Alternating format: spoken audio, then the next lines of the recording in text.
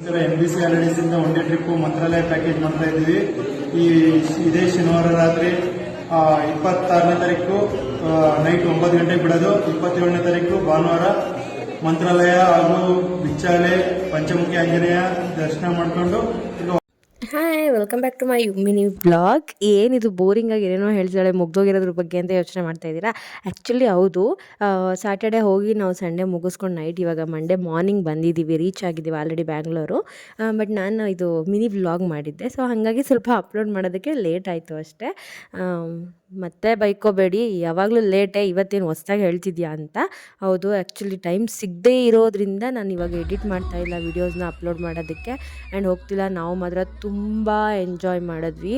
NBC ಹಾಲಿಡೇಸ್ನವರು ಒಂದು best offer ಹಾಕಿದ್ರು, one day trip ಅಂತ. ಸಾಟರ್ಡೆ ನೈಟ್ ಹೋಗಿ ಸಂಡೇ ನೈಟ್ ಆ ಕಡೆಯಿಂದ ರಿಟರ್ನ್ ಆಗೋ ಥರ ತುಂಬ ಎಂಜಾಯ್ ಮಾಡಿದ್ವಿ ಎಲ್ಲರೂ ಕೂಡ. ಯಾರೂ ಹೊಸಬ್ರಂತಾನೆ ಅನ್ನಿಸ್ಲಿಲ್ಲ ನೋಡಿ, ಎಷ್ಟು ಎಂಜಾಯ್ ಮಾಡ್ತಿದ್ದೀವಿ ಅಂತ. ಒಬ್ಬರು ಹೊಸಬ್ರು ಅನ್ನಿಸ್ಲಿಲ್ಲ, ಎಲ್ಲರೂ ಅವ್ರವ್ರ ಸಪ್ರೇಟೇ ಬಂದಿದ್ದಿದ್ದು ಇದು. ಬಟ್ ಎಲ್ಲರೂ ಮಿಂಗಲ್ ಆಗಿ ಒಂದೇ ಫ್ಯಾಮಿಲಿ ಥರ ಇದ್ದರು, ಖುಷಿ ಆಯಿತು. Thank you so much NBC holidays, ನಿಮಗೆ ಥ್ಯಾಂಕ್ ಯು ಸೋ ಮಚ್.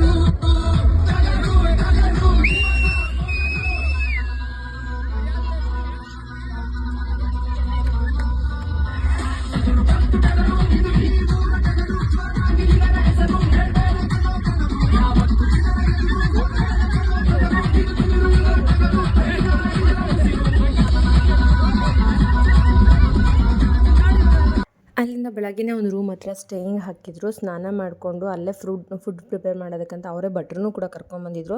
ಅಲ್ಲಿ ಅವ್ರು ಯಾರೋ ಎತ್ತಿನ ಗಾಡಿ ಮೇಲೆ ಇದ್ರು, ಅದು ವಿಷ್ಣು ಹಠ ಮಾಡ್ತಿದ್ದೆ ನಾನು ಕೂಡ ಹತ್ತಬೇಕಂತ.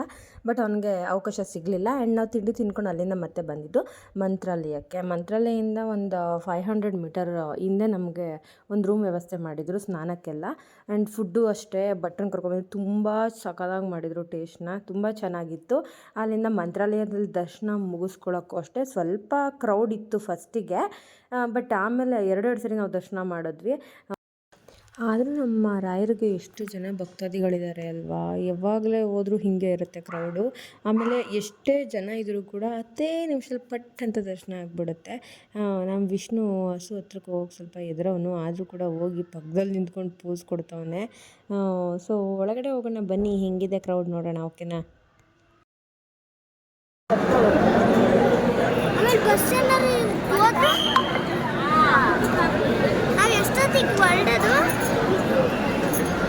ಬಗ್ಗೆ ತಲೆ ಕೆಡಿಸ್ಕೊಬಿಡೋ.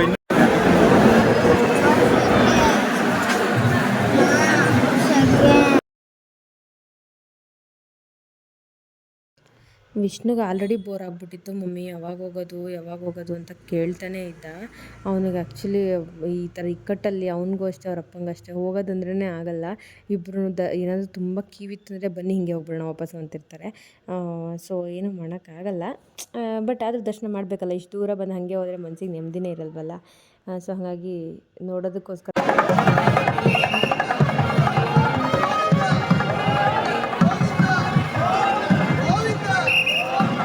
ಕಷ್ಟಪಟ್ಕೊಂಡು ಬಂದಿದ್ದೀವಿ. ನೋಡದೆ ಅಂತೂ ಹೋಗಲ್ಲ. ನಮ್ಮ ಅದೃಷ್ಟ ಅಂದರೆ ದೇವರು ಎದುರುಗಡೆನೇ ಸಿಕ್ತು ನಮಗೆ. ನಮ್ಮನ್ನು ಇಲ್ಲಿ ಮಂತ್ರಾಲಯ ಕರ್ಕೊಂಬಂದಿದ್ದೀವ್ರೆ ಬಾಬೊಬ್ಬರು. ಆ್ಯಕ್ಚುಲಿ ಇವ್ರದ್ದು ಮೊದಲಿಂದ ಹಳೆ ಪರಿಚಯ, ಬಟ್ ನಂಗೆ ಗೊತ್ತೇ ಇರಲಿಲ್ಲ ಇವರೇ ಇದು ಆರ್ಗನೈಸ್ ಮಾಡಿರೋದಂತ. Thank you so much. ತುಂಬ ಒಳ್ಳೆ ಟ್ರಿಪ್ ಮಾಡಿಸ್ಕೊಟ್ರಿ ನಮಗೆ. ಲೈಕ್ ಏನಂದರೆ ನಾವೇ ಬಂದಿದ್ದರೂ ಕೂಡ ತುಂಬ ಕಡೆ ದರ್ಶನ ಮಾಡೋದಕ್ಕೆ ಕಷ್ಟ ಆಗ್ತಿತ್ತು. ನಿಜ ಹೇಳಬೇಕಂದ್ರೆ ಎಲ್ಲೇ ಯಾವಾಗಲೇ ಹೋದರೂ ನಾವು ಯಾವುದೇ ಟೆಂಪಲ್ಗೆ ಹೋದರೂ ಬೇರೆ ಯಾವುದೂ ಪ್ಲೇಸಸ್ನ ನೋಡೋಕ್ಕಾಗ್ತಾ ಇರಲಿಲ್ಲ. ಟೈಮು ವೇಸ್ಟು, ದುಡ್ಡು ವೇಸ್ಟ್ ಮಾಡ್ಕೊಂಡು ಬರ್ತಿದ್ವಿ. ಆ್ಯಕ್ಚುಲಿ ಇವ್ರು ಮಾಡಿದ ಪ್ಯಾಕೇಜ್ ಬಂದುಬಿಟ್ಟು ಬರೀ 2,000 ಅಷ್ಟೇ.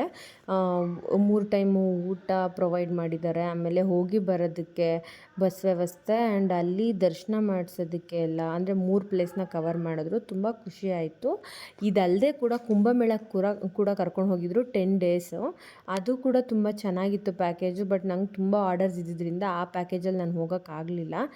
ಅದು ಸೆಮಿ ಸ್ಲೀಪರ್ ಬಂದುಬಿಟ್ಟು 18K ಆ್ಯಂಡ್ ಫುಲ್ ಸ್ಲೀಪರ್ ಬಂದುಬಿಟ್ಟು 25Kಗೆ ಮಾಡಿದರು. 10 ಡೇಸು 3 ಟೈಮ್ ಊಟ, ಮಲಗೋದಕ್ಕೆ ರೂಮ್ ವ್ಯವಸ್ಥೆ ಎಲ್ಲ ಕೂಡ ಮಾಡಿದರು. ಆ್ಯಕ್ಚುಲಿ ಆ ಪ್ಯಾಕೇಜ್ ನಂಗೆ ತುಂಬ ಅಂದರೆ ತುಂಬ ಇಷ್ಟ ಆಗಿದೆ. ಬಟ್ ಹೋಗೋಕ್ಕಾಗಲಿಲ್ಲ, ನನಗೆ ನನ್ನದೇ ಆದ ಪರ್ಸ್ನಲ್ ಪ್ರಾಬ್ಲಮ್ಸ್ ಇತ್ತು ಸ್ವಲ್ಪ. ಸೊ ಹಾಗಾಗಿ ಹೋಗೋಕ್ಕಾಗಿಲ್ಲ ಅಷ್ಟೇ. ಆಮೇಲೆ ನಾನು ಮಂತ್ರಾಲಯ ಅಷ್ಟು ಸರಿ ಬಂದಿನಿ, ಬಟ್ ಈ ದೇವ್ರನ್ನ ನಾನು ನೋಡೇ ಇರಲಿಲ್ಲ. ಎಲ್ಲ ಕಡೆನೂ ಅಲ್ಲಿ ಬಂದಮೇಲೆ ಇಲ್ಲಿ ಬರಲೇಬೇಕು ಅಂತ ಹೇಳ್ಬಿಟ್ಟು ಇಲ್ಲಿಗೂ ಕರ್ಕೊಂಬಂದರು.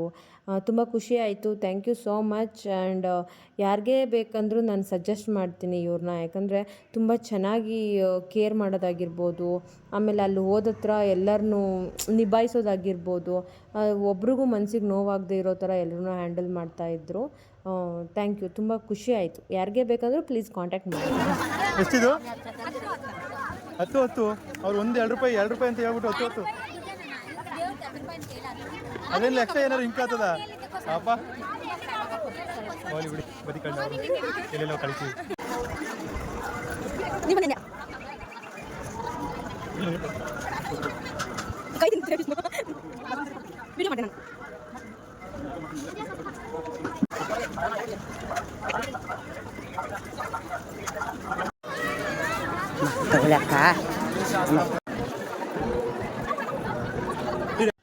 ಇದು ಬಂದು ಪಂಚಮುಖಿ ಆಂಜನೇಯ ಟೆಂಪಲ್. ಆ್ಯಕ್ಚುಲಿ ನಾನು ಫಸ್ಟ್ ಟೈಮ್ ಬರ್ತಾ ಇರೋದು ಇಲ್ಲಿಗೆ. ಬಟ್ ತುಂಬ ಕ್ರೌಡ್ ಅಂದರೆ ತುಂಬ ಕ್ರೌಡ್ ಇತ್ತು.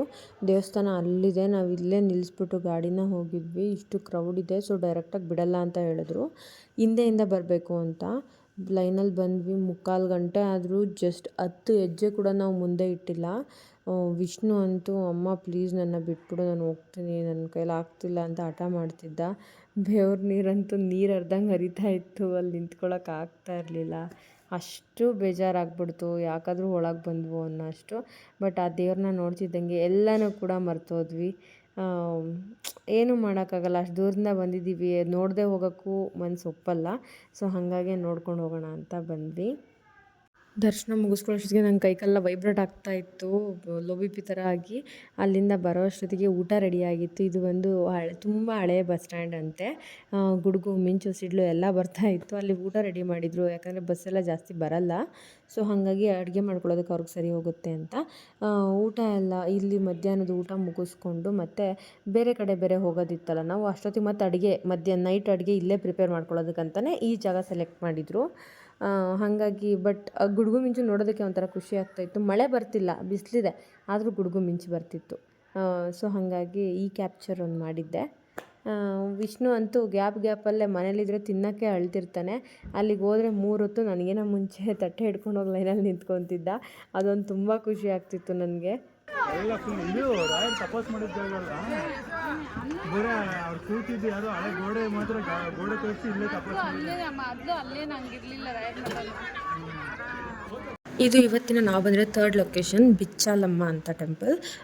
ಇಲ್ಲಿ ಬಂದ್ಬಿಟ್ಟು ಮೊದಲು ನೀರಿಗೆಲ್ಲ ಬಿಡ್ತಿದ್ರಂತೆ, ತೆಪ್ಪ ಎಲ್ಲ ಓಡಾಡ್ತಿತ್ತಂತೆ. ಬಟ್ ಇವಾಗ ಬಿಡ್ತಿಲ್ಲ. ನಾವು ಕೇಳಿದ ರೀಸನ್ನಿಗೆ ಅವ್ರು ಹೇಳಿದಿಷ್ಟ, ಯಾರೋ ಬೆಂಗಳೂರಿನವರು ಏರ್ಪೋರ್ಟ್ ಹತ್ರದಿಂದ ಬಂದಿದ್ದವರು ಒಂದು 2-3 ಜನ ಬಂದು, 2 ಅಲ್ಲಿ ಡೆತ್ ಆಗಿದ್ದಾರೆ ನೀರೊಳಗೆ ಮುಳುಗಿ. ಸೊ ಹಾಗಾಗಿ ಅದನ್ನೆಲ್ಲ ಕ್ಲೋಸ್ ಮಾಡಿಬಿಟ್ಟಿದ್ದಾರೆ, ಯಾರನ್ನೂ ಬಿಡ್ತಾ ಇಲ್ಲ.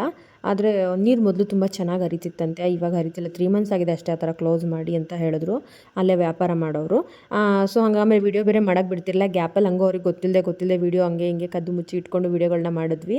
ದೇವಸ್ಥಾನ ಅಂತೂ ತುಂಬ ಚೆನ್ನಾಗಿದೆ. ಆಮೇಲೆ ರಾಯರು ಬಂದು ತಪಸ್ ಮಾಡ್ತಿದ್ದ ಜಾಗ ಅಂತ ಇದು.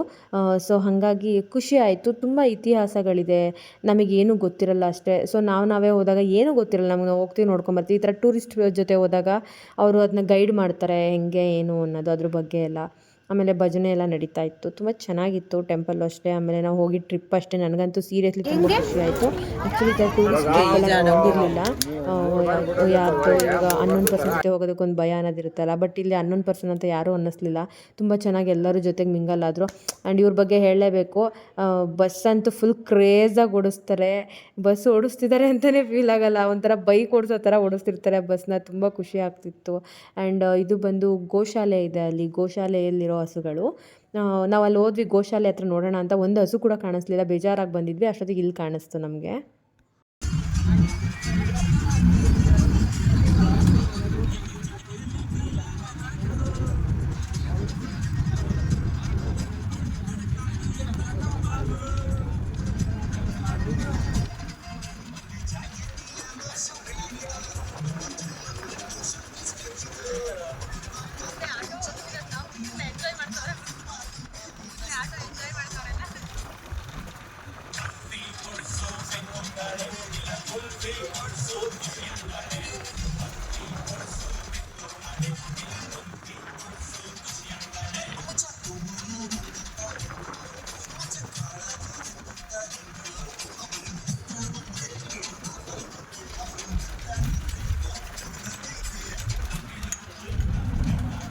ಇವ್ರು 3 ಜನ ಏನು ಎಂಜಾಯ್ ಮಾಡ್ತಿದ್ದಾರೆ ಅಂದರೆ ವಿಷ್ಣುನ ಕೂಡ ಜೊತೆಗೆ ಹಾಕ್ಕೊಂಡ್ಬಿಟ್ಟಿದ್ದಾರೆ. ಆ್ಯಕ್ಚುಲಿ ತುಂಬ ಚೆನ್ನಾಗಿ ಓವರ್ಟೇಕ್ ಮಾಡ್ತಾರೆ ಇವರು, ಬಟ್ ಆಟೋನ ಓವರ್ಟೇಕೇ ಮಾಡ್ತಾಯಿಲ್ಲ. ಫುಲ್ ರೋಡ್ ಖಾಲಿ ಖಾಲಿ ಇದೆ, ಆದ್ರೂ ಆಟೋ ಓವರ್ಟೇಕ್ ಮಾಡ್ತಾ ಇರಲಿಲ್ಲ. ಫೈನಲಿ ಓವರ್ಟೇಕ್ ಮಾಡಿದ್ರು ಸಾಕಂತ ಅಂದ್ಕೊಂಡು. ಬಟ್ 3 ಜನ ತುಂಬ ಚೆನ್ನಾಗಿ ಎಂಜಾಯ್ ಮಾಡ್ತಿದ್ರು. ನಮಗಂತೂ ತುಂಬ ಖುಷಿ ಆಯಿತು ಇವ್ರನ್ನ ನೋಡಿ. ಆ್ಯಂಡ್ ಇವ್ರಿಗೆ ಕ್ಲಿಪ್ ಮಾಡಿರೋದೇ ಗೊತ್ತಿಲ್ಲ ವಿಡಿಯೋನ. ಆ್ಯಂಡ್ ಫೈನಲಿ ನೈಟ್ ಊಟ ಮುಗಿಸ್ಕೊಂಡು ಜರ್ನಿ ನಮ್ದು ಇವತ್ತಿಗೆ ಮುಗೀತು. ನೈಟ್ ಫುಲ್ ಟ್ರಾವೆಲಿಂಗ್ ಇದೆ. ಅರ್ಲಿ ಮಾರ್ನಿಂಗ್ ನಾವು ರೀಚ್ ಆಗ್ತಿದ್ವಿ ಬ್ಯಾಂಗ್ಳೂರಿಗೆ. ಬಾಯ್.